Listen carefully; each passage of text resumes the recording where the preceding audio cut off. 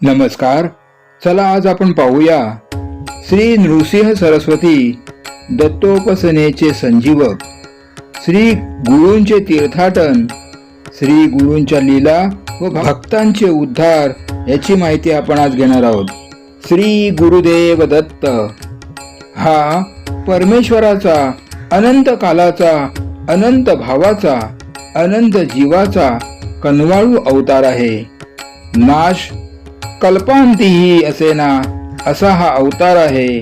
नाना अवतार होऊन या गेले, दत्तत्व संचले जैसे तैसे, अशी या अवताराची थोरवी प्रज्ञाचक्षु गुलाब महाराज वर्णन करतात. हा अवतार भोगक्षोम सुखप्रद आहे. श्रीपाद श्री वल्लभ हा श्री दत्तप्रभूंचा दुसरा अवतार. कली श्रीपाद श्री वल्लभा अशी या अवताराची ख्याती आहे. श्री नृसिंह सरस्वती हे श्री दत्तप्रभूंचे तिसरे आणि श्रीपाद श्री वल्लभांचे उत्तरावतार आहेत. तेच पुढे श्री अक्कलकोट स्वामी समर्थ म्हणून प्रसिद्ध पावले. श्री नृसिंह सरस्वती दत्तोपासनेचे संजीवक होते. 13व्या शतकाच्या अखेरीस दत्तोपासनेच्या पुराण प्रवाहात संजीवन ओतण्याचे कार्य श्री नृसिंह सरस्वती यांनी केले. समग्र महाराष्ट्राच्या सांस्कृतिक जीवनात ते दीपस्तंभासारखे मार्गदर्शक ठरले. श्री नृसिंह सरस्वतीचा अवतार काल शके 1300 ते 1380, इसवी सन 1378 ते 1458 असा आहे. गुरुचरित्र हा अपूर्व ग्रंथ दत्त संप्रदायाचा वेदतुल्य प्राणप्रिय ग्रंथ आहे. प्रापंचिकाचा आणि परमार्थिकांचा तो मनोकामना पूर्ण करणारा चिंतामणीच आहे. या वेदतुल्य चरित्राचे चरित्र नायक आहेत श्री नृसिंह सरस्वती. श्री गुरुचरित्रात अध्याय 11 ते 51 या अध्यायात त्यांचे समग्र लीला चरित्र आलेले आहे. श्री नृसिंह सरस्वती संन्यास धर्माचे सर्वोत्तम आदर्श आहेत. गोदावरीच्या पात्रात स्नान करीत असताना त्यांना एक करुण दृश्य दिसले. एक ब्राह्मण पोटदुखीच्या विकाराने त्रस्त होऊन आत्महत्या करण्याचा विचारात होता. श्री गुरूंचे त्यांच्याकडे लक्ष गेले व त्याला त्यांनी रोगमुक्तीचा उपाय सांगितला. याच वेळी गंगा स्नानात सायनदेव नावाचा एक ग्रामाधिकारी आला. त्याने श्री गुरूंना मनोभावे वंदन केले.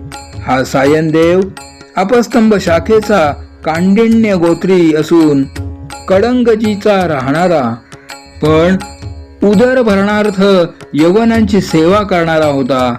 त्यांचा भाव पाहून श्री गुरु त्याला म्हणाले, या ब्राह्मणास पोटदुखीचा विकार आहे. तू याला घरी घेऊन जा व पोटभर मिष्टान्न घाल, त्यांची व्यथा दूर होईल.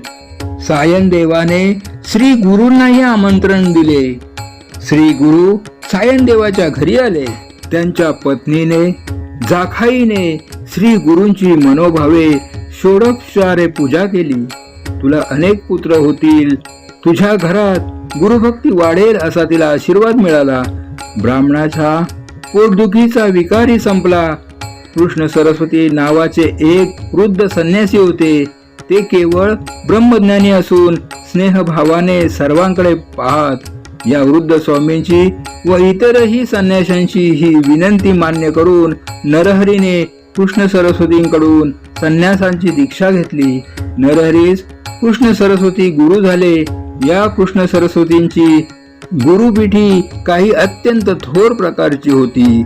आदिपीठाचे शंकर हे पहिले गुरु, त्यानंतर विष्णू, त्यानंतर ब्रह्मदेव हे मूळपीठ असून पुढे वसिष्ठ, शक्ती, पराशर, व्यास, शुक, गौंडपादाचार्य, गोविंदाचार्य, शंकराचार्य, विश्वरूपाचार्य, ज्ञानबोधगिरीय, सिंहगिरीय, ईश्वरतीर्थ, नृसिंहतीर्थ, विद्यातीर्थ, शिवतीर्थ, ज्ञानतीर्थ, माळियानंद, देवतीर्थ सरस्वती, सरस्वती यादवेंद्र आणि शिष्य कृष्ण सरस्वती असून यांच्याकडून नरहरीने संन्यास दीक्षा स्वीकारली.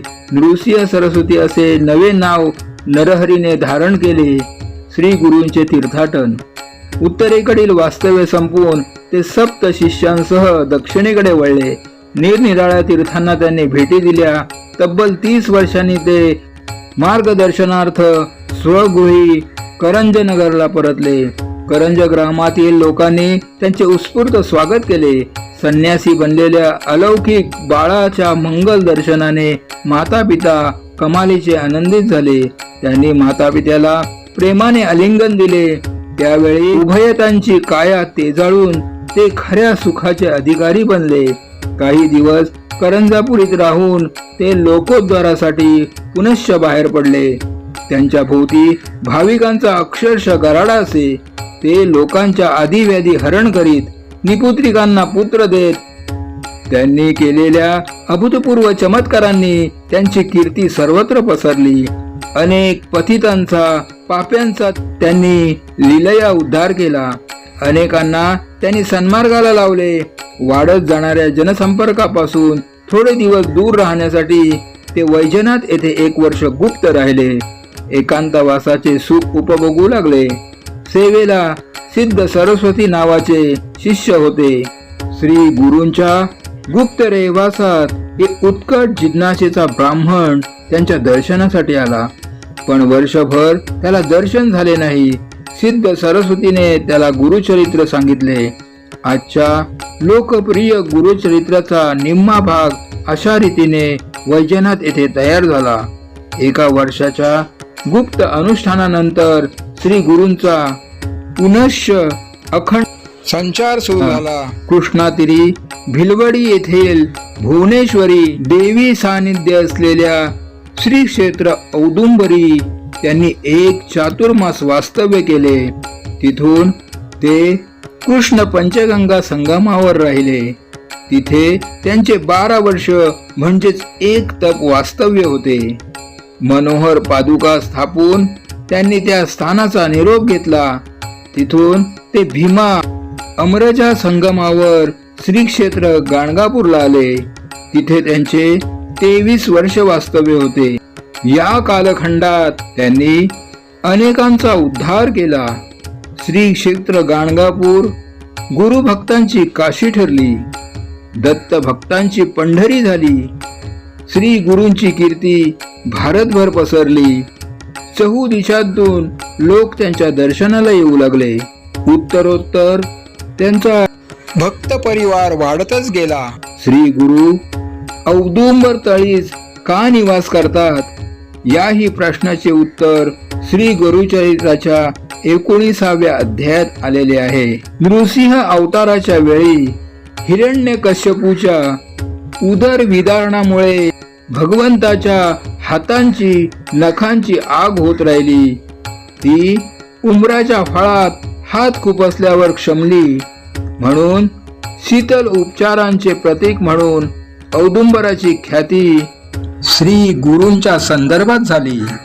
अमरेश्वराजवळच्या 64 योगिनी श्री गुरूंची पूजा करण्यासाठी मध्यान्ह समयी येत. येथेच गंगानुजांवर कृपा करून श्री गुरूंनी त्यांचेही दैन्यहरण केले.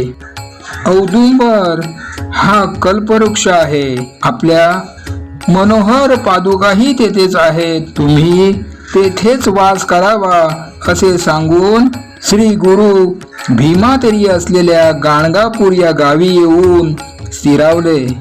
आता आपण श्री क्षेत्र गाणगापुरातील लीला पाहूया. गाणगापूर येथे श्री गुरूंनी जवळजवळ 23 वर्ष वास्तव्य करून दीनदुःखितांचा उद्धार केला असल्याने गाणगापुरास दत्तपंथीयात फारच महत्वाचे स्थान मिळाले आहे.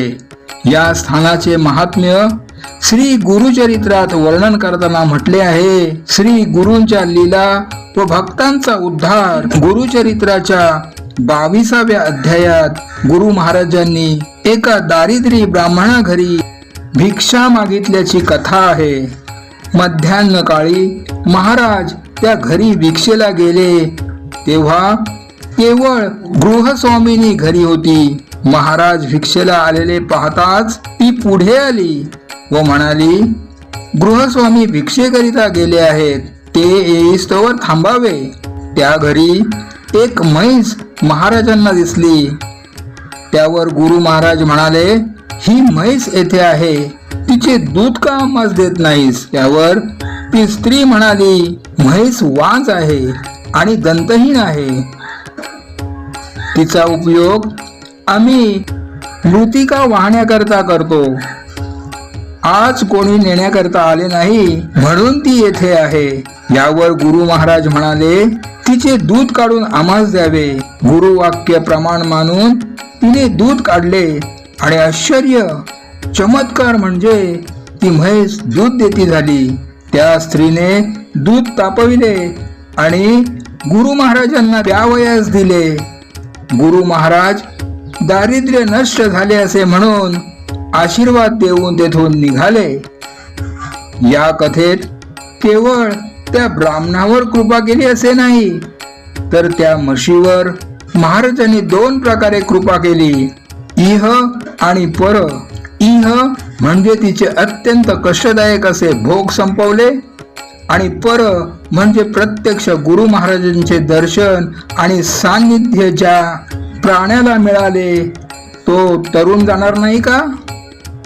तर असे होते श्री नृसिंह सरस्वती व त्यांच्या अवतार कार्यात त्यांनी दाखवलेले चमत्कार. कारण ते ईश्वरी अवतार होते. जगाच्या कल्याणा संतांच्या विभूती असे म्हटले जाते ते काय उगाच? अशा प्रकारे जगाच्या कल्याणाकरिता त्यांचा अवतार झाला होता. तुम्हाला ही माहिती कशी वाटली ते कमेंटमध्ये जय गुरुदेव असे लिहून कळवा. माहिती आवडल्यास लाईक आणि शेअर करा आणि अशाच प्रकारे भक्तिमय माहिती घेण्यासाठी माझ्या भाविक भक्तिमय या चॅनलला सबस्क्राईब करा. धन्यवाद.